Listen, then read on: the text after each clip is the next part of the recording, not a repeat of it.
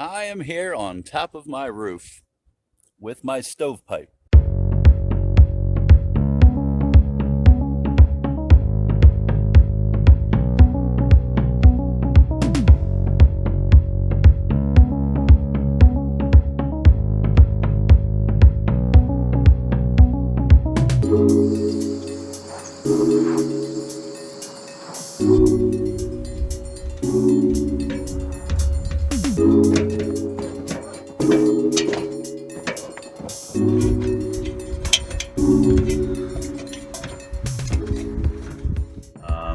I want to talk today about the stovepipe. I built a tower, basically a permanent structure, to so that I could be up here anytime I need to be. We can see the whole farm from here. That's way at the top of the ridge cap there.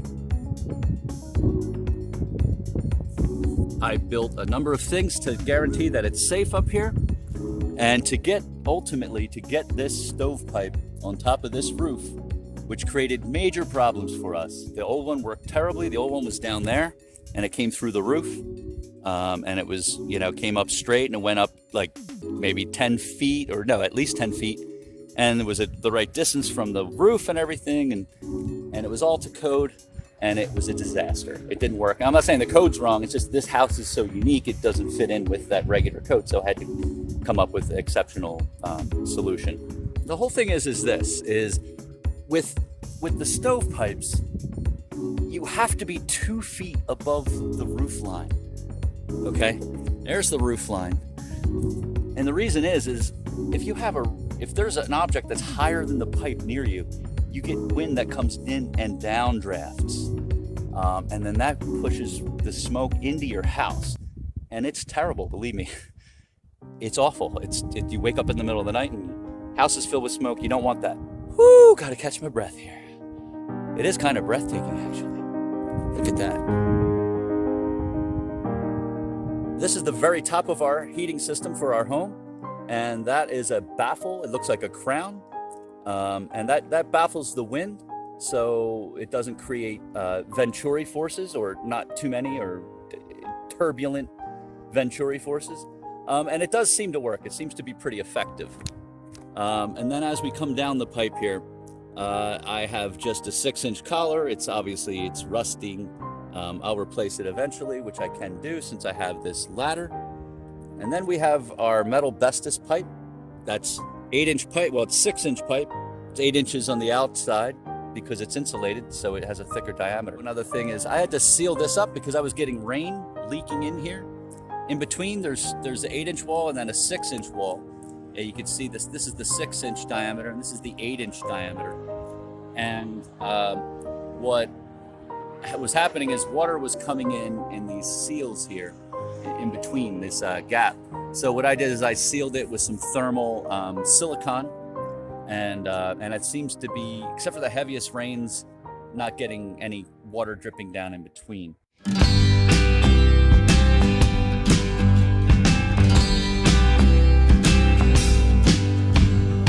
The next thing is and this is kind of the strangest part of this whole system, what I'm holding on to here, this is all 3/4 inch galvanized pipe, standard pipe. Now, what I did is I built this angle to it, which is basically the angle of the house. It's almost exact. These are 22.5 degree fittings, and this is a street pipe fitting. So what I did is, and it's a little awkward up here, but what I did was to make it so that it's a saddle. I call it a saddle. And what that does is it sits on top of this roof like the house was a horse and this thing was a rider. So this what this does is it prevents me from drilling into the roof, which I don't want to do. So then I'm able to just use this. It's basically a hanger, and it hangs the pipe. And what you see here, if you've ever worked with pipe and tried to close a loop, you can't with the pipe, so you have to come up with something else. So I came up with a system of, this is water pipe, and then I have other jackets so that I could slide this out of here and then so you can turn the pipes. So it was difficult to come up with all that and to get it to work, but as you can see now, it is working. Oh, there's the flag. It's kind of peeking out. What it does is it allows me to, I can mount the ladder to this saddle which hangs here.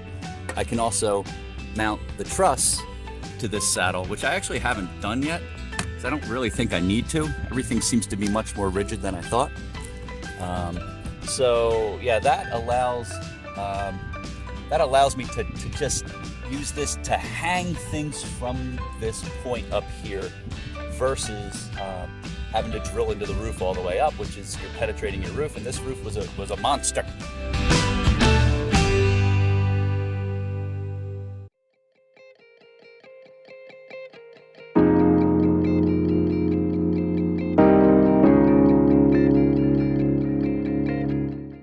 Heading down the ladder, you can see about every 4 feet I have the strapping, and then that makes its way all the way down, and that's made out of 2x4 pressure treated wood, and then that's painted black to make it last longer, and black is also the trim color of the house. Basically it sits on the one piece, and then this comes and straps it right on in.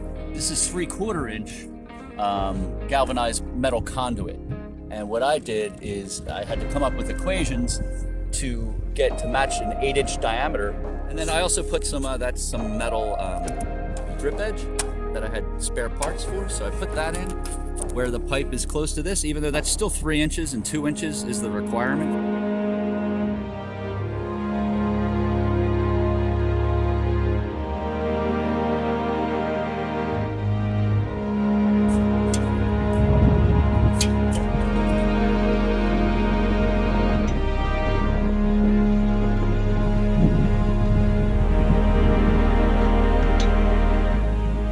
Getting a good look at the truss, you can see that spans about 21 feet total. So here is where I penetrated the roof. That's the only spot, and this is an area that I can control. Let's head down into the nursery. So I'm off the roof. There's where I was. You can see the stovepipe above. You can see our house there, and that's the nursery. That collects sunlight. We'll talk about that in another video. I just want to talk about where the pipe comes through, the ceiling. So it comes through the roof there, the ceiling, whatever you want to call it, and comes down all the way down here to a clean-out. There's where it penetrates and goes into the house through the wall there. Now it is enclosed within the nursery, so this is all, dry anyway. Now we're gonna need a nice big long brush. We have maybe about half of what we need here. I think that's literally 12 feet. I might have to clean the thing out from the top, but it's doable because I have that permanent ladder there. As far as heating goes, this nursery, just having that itself has been amazing, because it heats this whole side of the house. That's a whole major wall of the house. It used to be pretty chilly the first year before we had it closed in, but now it's warm. It's nice and warm. It holds the heat. So next we'll go inside, and then we'll look at the stove.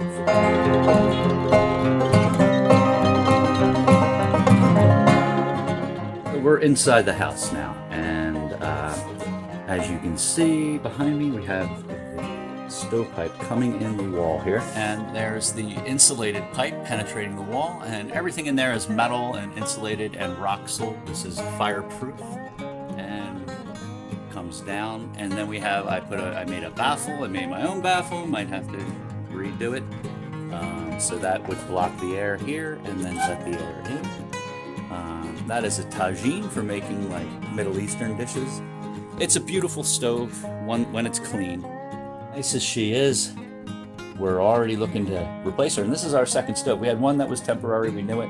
We thought we got this for a steal for $1,000. It's an $8,000 stove new. It was lightly used, and so we got a good deal for it from a very nice permaculture couple in Maine.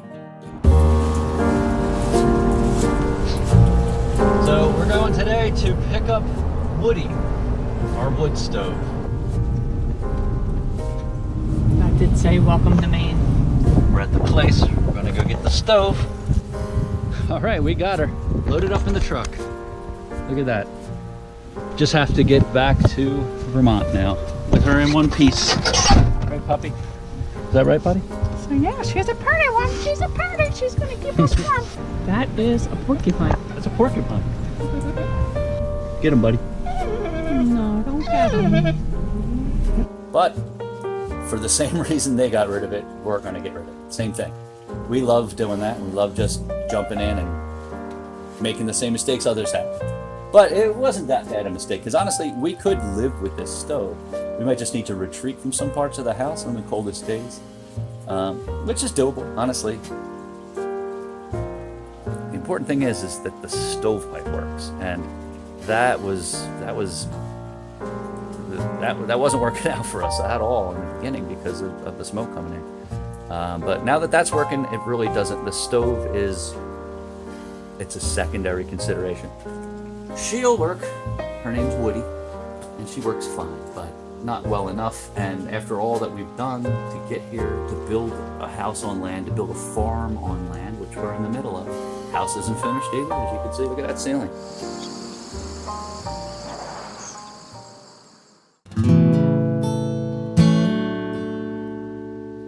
We finally feel that this is becoming a home versus just a structure. And that's because of the confidence that comes with being able to heat your house with wood. Yeah, you get some smoke, you have some problems, you get burned. You get little singes on your hands.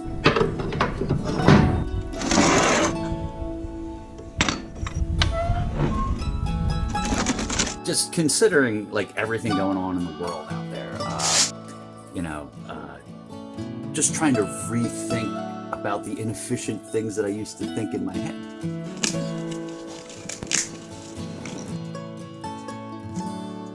But the world we're in now with abrupt climate change and then the unrest politically,